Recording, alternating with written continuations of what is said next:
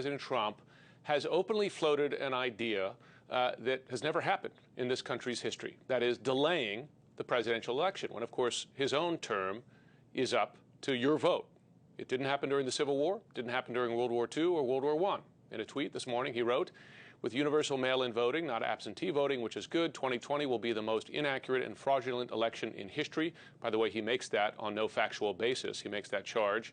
"It will be a great embarrassment to the USA. Delay the election until people can properly, securely, and safely vote." That, in a string of tweets, hundreds of them throughout his presidency, is a remarkable thing for a sitting U.S. president to say and suggest, particularly as his public support is dropping and the economy is suffering. CNN's Joe Johns joins me with more. Now, Joe, I do want to inject a little bit of skepticism here, because this is a president who often says outrageous things when he wants to distract attention. Of course, this is a day when we learn that the economy contracted by a third in the second quarter.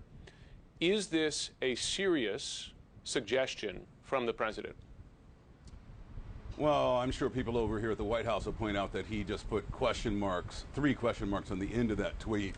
But I don't think you can underestimate the seriousness of this, because if you think about it, the big picture, this president is delegitimizing and undermining an election yet to be held, set for November, in which polls show he's in real trouble. And so the question, of course, is, frankly, can the president do that? And if you look at the Constitution, the Elections Clause, it's pretty clear. It's up to the legislature, in other words, the Congress of the United States, both houses of Congress, to determine the time, place, and manner of federal elections. So both houses would have to agree, meaning the Democrats who control the House and the Republicans who control the Senate.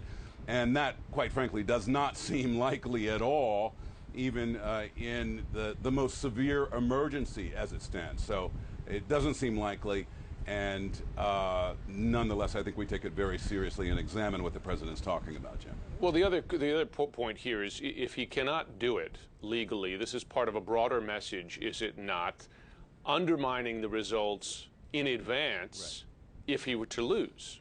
Is that a reasonable analysis of this? Right, and that whole tweet is about undermining the results before they happen, putting that prophylactic message out there that this is going to be a fraudulent election, which polls show he's in real trouble. Nonetheless, it's pretty clear that mail-in voting works, and the president, frankly, is just in real trouble, and that's why you see this tweet. Well, we'll see if sitting Republican lawmakers publicly and resolutely reject it. They've been challenged before, often do not do so.